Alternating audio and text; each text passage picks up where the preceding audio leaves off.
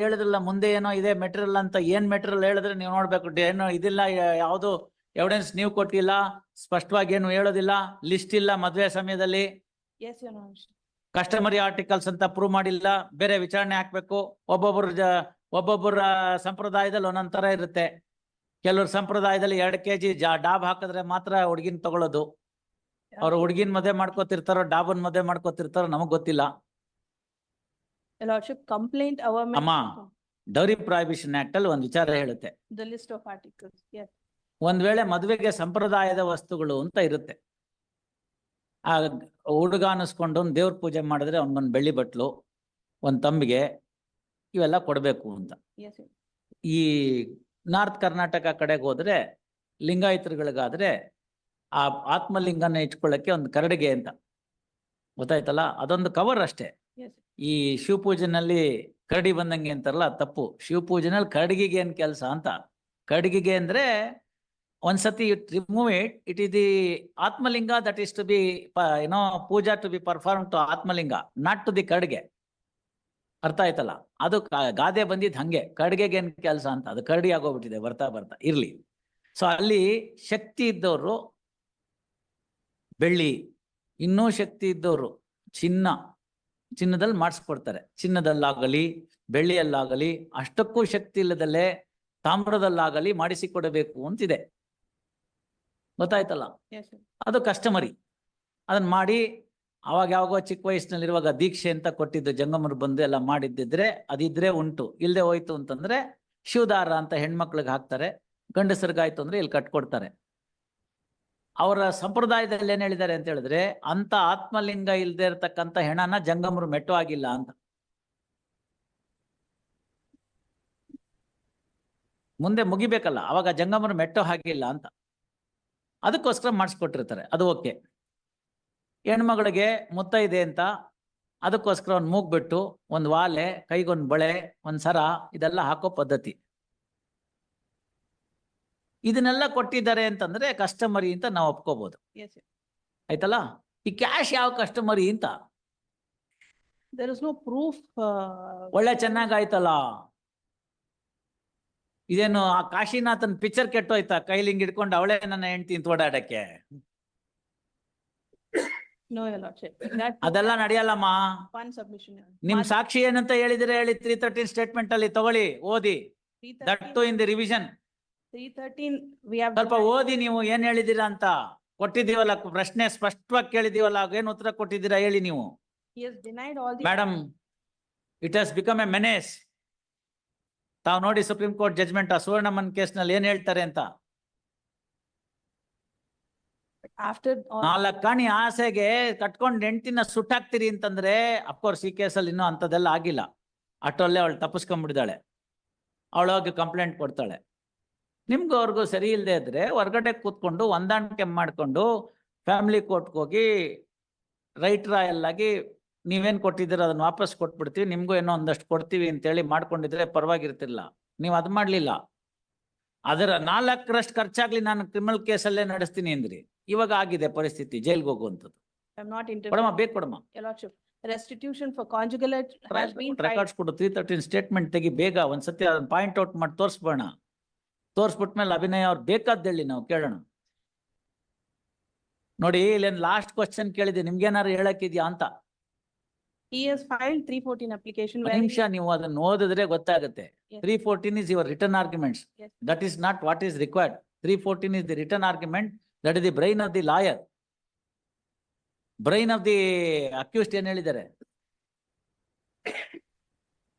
ಎಲ್ಲಾ ಸುಳ್ಳು ಸಾಕ್ಷಿಗಳ ವಿಚಾರಣೆ ಮಾಡುತ್ತೇವೆ. ಎಷ್ಟು ಜನ ಮಾಡಿದ್ರು? He got himself ಸಾಕ್ಷಿಗಳ ಅಂತ ಹೇಳಿದ್ದಾರೆ. ನನ್ನನ್ನು ವಿಚಾರಣೆ ಮಾಡ್ಕೋತೀನಿ ಅಂತ ಹೇಳ್ತಿಲ್ಲ ಅವರು. ಸಾಕ್ಷಿಗಳ ವಿಚಾರಣೆ ಮಾಡುತ್ತೇವೆ ಅಂತ ಹೇಳಿದ್ದಾರೆ. ಎಷ್ಟು ಸಾಕ್ಷಿ ಮಾಡಿದ್ದಾರೆ? only the accused. ಓನ್ಲಿ ಆದ್ರೆ ಅವನ್ ಸತ್ಯ ಹರಿಶ್ಚಂದ್ರನ್ ವಂಶದ ಕೊನೆ ತುಂಡೆ. He has. ಹೌದು. No, your lordship. Then it's a oath against the oath. If there is a oath against the oath, will it discharge the burden? No, your lordship. He has Then- produced all the bills which were No, submitted madam. by him for the no madam, defense. ಅವೆಲ್ಲ ಇಲ್ಲ. ನೀವು ಇಲ್ಲಿ ತನಕ ಬಂದ್ಮೇಲೆ revision ಅಲ್ಲಿ ಏನ್ ಮಾಡಕ್ ಬರೋದಿಲ್ಲ. ಇನ್ನೇನಾದ್ರು ಇದ್ರೆ ಪಾಯಿಂಟ್ ಇದ್ರೆ ಹೇಳಿ. Is there any error of jurisdiction? No.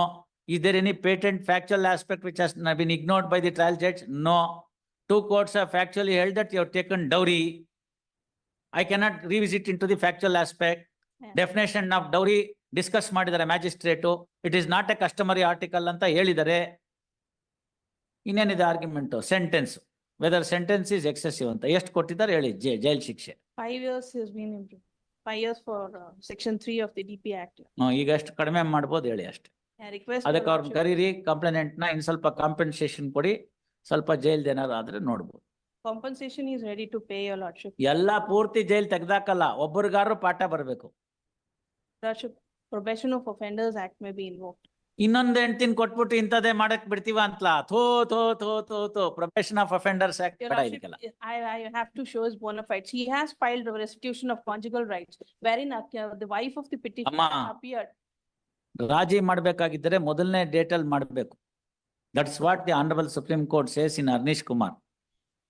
Even in Deepa versus Srinivas Rao, honourable supreme court has said same thing.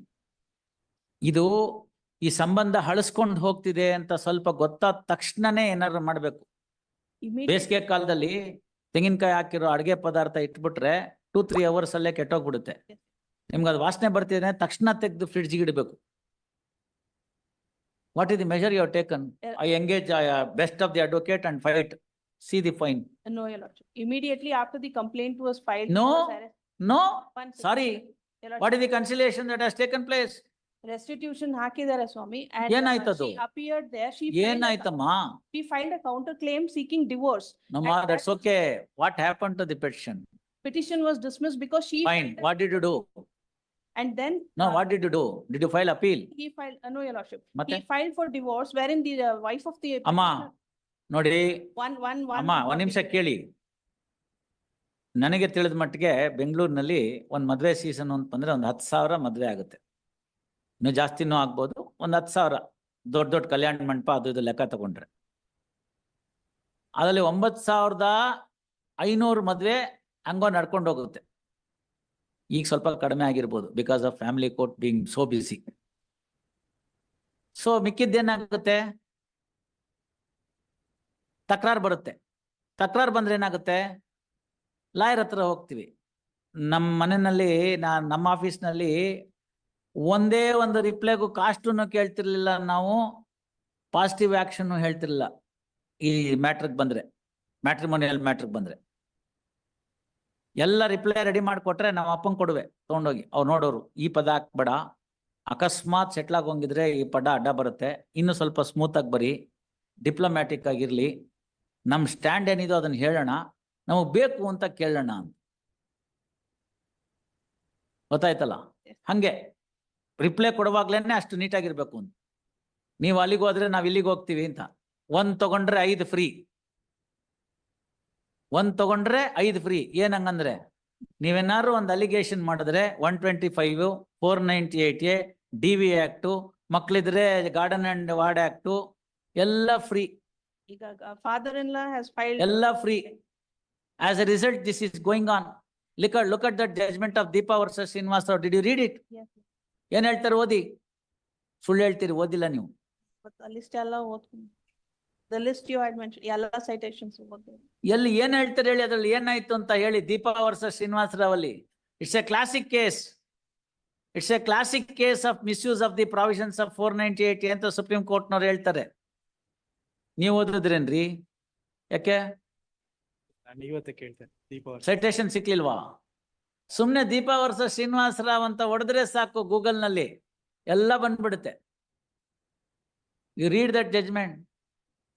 On the day of marriage, ತಾಳಿ ಕಟ್ಟುವಾಗ ಎಷ್ಟೊತ್ತು ಅವಳ ಜೊತೆ ಸಂಪರ್ಕದಲ್ಲಿ ಇದ್ನೋ ಗಂಡ ಅಷ್ಟೇ. ಸಾಯಂಕಾಲಕ್ಕೆ ಬೀಗ್ತನ ಚೆನ್ನಾಗಿ ಮಾಡ್ಲಿಲ್ಲ, ಊಟ ತಿಂಡಿ ಸರಿಯಾಗಿ ಮಾಡ್ಲಿಲ್ಲ ಅಂತ ಹೇಳ್ಬಿಟ್ಟು ಚಪ್ಲಿ ಹೊಡ್ಕೊಂಡ್ಬಿಡ್ತಾರೆ ಬೀಗ್ರು. ಇವಳನ್ನ ಎಳ್ಕೊಂಡೋಗ್ಬಿಡ್ತಾರೆ ಅವಳ ಮನೆಗೆ. ಮೊನ್ನೆನೂ ನೋಡ್ದೆ, ಯಾರೋ ಪಾಯಸ ಚೆನ್ನಾಗಿ ಮಾಡಿಲ್ಲ ಅಂತ ಮದ್ವೆ ಮುರಿದೋಯ್ತು ಅಂತ. ಮೊನ್ನೆ ಈಗ ಒಂದು 15 ದಿವಸದ ಕೆಳಗಡೆಗೆ ಪೇಪರ್ನಲ್ಲಿ ಇತ್ತು, ಪಾಯಸ ಚೆನ್ನಾಗಿ ಮಾಡಿಲ್ಲ ಅಂತ ಮುರಿದು ಬಿದ್ದ ಮದುವೆ ಅಂತ. ಹೊಡೆದಾಡ್ಕೊಂಡ್ಬಿಡ್ತಾರೆ ಚಪ್ಲಿಲಿ ಬೀಗ್ರು ಅಷ್ಟೇ. ಬೆಳಗ್ಗೆ ಅವಳ ಹತ್ರ ತಾಳಿ ಕಟ್ಟುವಾಗ ಎಷ್ಟು ಸಂಪರ್ಕ ಬಂದಿದ್ನೋ ಅಷ್ಟೇ. ಮ್ಯಾರೇಜ್ ಕೂಡ ಕನ್ಸುಮೇಟ್ ಆಗಲ್ಲ. ಅಷ್ಟೇ ಮುಗೀತು. ಒಂದು ದಿನದ ಬೆಳಗ್ಗೆ ಮದ್ವೆಗೆ 30 ವರ್ಷ ರಫ್ಲಿ they have suffered. 15-16 criminal case. Official ಸುಪೀರಿಯರ್ಗೆ ಗಲಾಟೆ ಮಾಡಿದ್ದಾರೆ. ಆ ಮನುಷ್ಯ ಹೈಕೋರ್ಟ್ ನಲ್ಲೇನೋ ಆಂಧ್ರ ಪ್ರದೇಶ್ ಹೈಕೋರ್ಟ್ ನಲ್ಲಿ ಕೆಲಸ ಮಾಡ್ತಿದ್ರು, ಶ್ರೀನಿವಾಸರಾವ್ ಅಂತ. ಕೊನೆಗೆ ಅಲ್ಲೆಲ್ಲೋ ರಿಜಿಸ್ಟ್ರಾರೋ ಏನೋ ಆಗ್ತಾರೆ ಈ ಫೈನಲ್ ತೀರ್ಮಾನ ಆಗೋಷ್ಟೊತ್ತಿಗೆ. ಸುಪ್ರೀಂ ಕೋರ್ಟ್ನವ್ರು ಎಲ್ಲ ಅದರದ್ದು ಮೆನೇಸ್ನ ಬರ್ದಿದ್ದಾರೆ, ದಯವಿಟ್ಟು ನೋಡಿ ಹೇಗಾಗುತ್ತೆ ಅಂತ. ಅದನ್ನ ಬರೆದ್ಬಿಟ್ಟು ಹೇಳ್ತಾರೆ, ಹಿರಿಯರು ಪ್ರತಿ ಫ್ಯಾಮಿಲಿ ಕೋರ್ಟ್ ನಲ್ಲಿ ಒಂದು ಡೆಸ್ಕ್ ಇಡಿ, ಹೆಲ್ಪ್ ಡೆಸ್ಕ್ ತರ. ಇಂಥ ಪ್ರಕರಣಗಳು ಬಂದಿದ ತಕ್ಷಣನೇ ಮೊದಲಿಗೆ ಕ್ರಿಮಿನಲ್ ಕೋರ್ಟು ಅದಕ್ಕೆಲ್ಲ ಹೋಗ್ಬೇಡಿ. ಅಕಸ್ಮಾತ್ ಉಳಿಯುವಂತ ಮದ್ವೆ ಇದ್ರೆ ಹಾಳಾಗೋಗ್ಬಿಡುತ್ತೆ.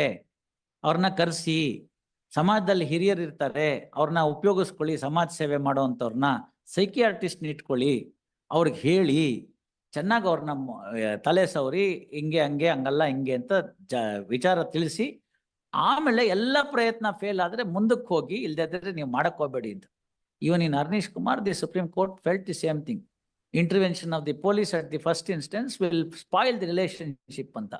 See, we need to give the sanctity for the institution of the marriage. Otherwise, it will be a very failure thing. These are all the problems of that. ನಿಮ್ಮವನ್ಗೆ ಇಷ್ಟ ಇದ್ದಿದ್ರೆ ಕೊಬ್ಬೆಲ್ಲ ಬಿಟ್ಬಿಟ್ಟು ಆಯ್ತು ತಪ್ಪಾಯ್ತು ಏನಿದು ಅಂತ ಅವತ್ತೇ ಹೇಳಿದ್ರೆ ಮ್ಯಾಟ್ರ್ ಅಲ್ಲೇ ಮುಗ್ದೋಗೋದು. ಮ್ಯಾಜಿಸ್ಟ್ರೇಟ್ ಅಯ್ಯೋ ಪಾಪ ಅಂತ ರಾಜಿ ಮಾಡ್ಬಿಡೋನು. ಇವಾಗ ಏನು ಮಾಡಕ್ ಬರಲ್ಲ. You keep the complainant present. Please, sir. We will see whether we can do something. Aye. You keep the complainant present. Please. When do you keep her present? 26th. ಈಗೇನ್ ಡೈವರ್ಸ್ ಆಯ್ತೋ ಇಲ್ವೋ? Divorce is granted, she has not appeared. Ex parte divorce ಆಗಿದೆ on the ground of. ನೀವ್ ಹಿಂಗ್ ಹೊಡೆದ್ರೆ ಇನ್ನೇನ್ ಮಾಡ್ತಾರೆ? Your lordship, ಅದು totally false complaint, your lordship. ಹೌದಮ್ಮ, They have instituted. ಅದಕ್ಕೆ ಹೇಳಿದ್ದು ನೀವೇ ಸತ್ಯಹರಿಶ್ಚಂದ್ರನ್ ವಂಶದ ಕೊನೆ ತುಂಡು, ಅವಳು ರಾಕ್ಷಸಿ ನಂಬರ್ 1 ಅಂತ. Lordship, ಒಳ್ಳೆ ಚೆನ್ನಾಗಾಯ್ತಲ್ಲ. I know I cannot refer to 161, but ಅದ್ರಲ್ಲಿ. ನೋ ಅವೆಲ್ಲ ಬಿಡಮ್ಮ, ಸುಮ್ನೆ ಯಾಕೆ? Keep her present. They have instituted a Keep her property. present. Yes, sir. Release this matter on 5/7.